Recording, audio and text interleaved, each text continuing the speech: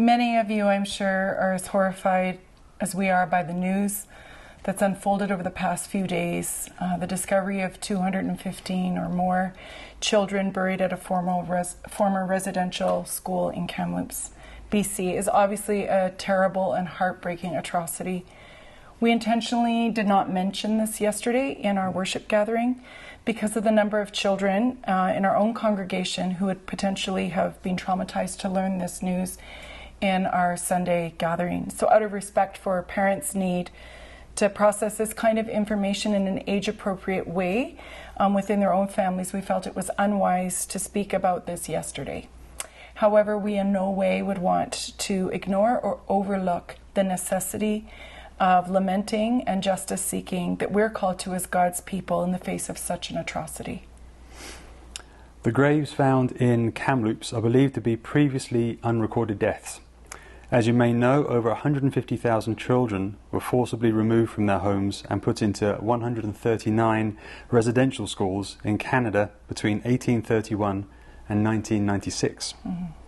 The express aim of these schools was to commit cultural genocide, erasing Indian culture as a problem to be eliminated and not tolerated in any way. The Truth and Reconciliation Commission heard testimony from over 7,000 survivors for over 5 years, causing many of us to realize for the first time how horrific the injustices they suffered really were. The graves discovered in Kamloops underscore again the Truth and Reconciliation Commission's suspicion that many more than the 4,100 deaths recorded of children occurred at residential schools. In Alberta, we know that 1 in 5 children who were forcibly confined in the Red Deer Indian Industrial School died. At least 70 of the 350 children there in the 26 years it was in operation. This horror is again underscored when we hear about the 215 plus children found in these graves in Kamloops. How many more children are in unmarked graves? This isn't something that happened elsewhere in the world, someone else's shame. It's ours. This wickedness happened in Canada. It's ours to own and ours to lament. On this past weekend, a vigil was held at City Hall here in Calgary, with the shoes of 215 children laid out on the steps to honour the lives of the 215 plus children found in the grave in Kamloops. We are thankful for the people who honoured the lives of these children in this way, and we add our heart cry to theirs and honour these precious lives that were lost. We grieve with our Indigenous friends and stand in solidarity with them in their cry for justice, for truth and for healing. Join us as we lament in silence for the suffering of Indigenous people in Canada, and specifically for the unnamed hundreds of children whose bodies have been discovered. And we'll hold a time of silence.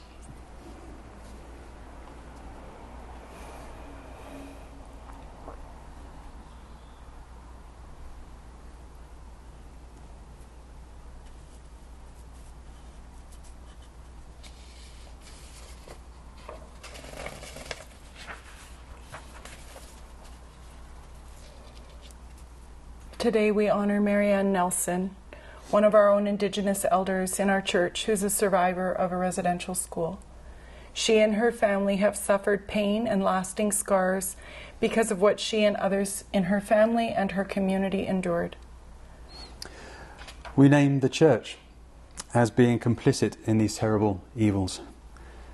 Residential schools and all the abuse and injustice perpetrated were done in the name of God, by people who claimed Christ.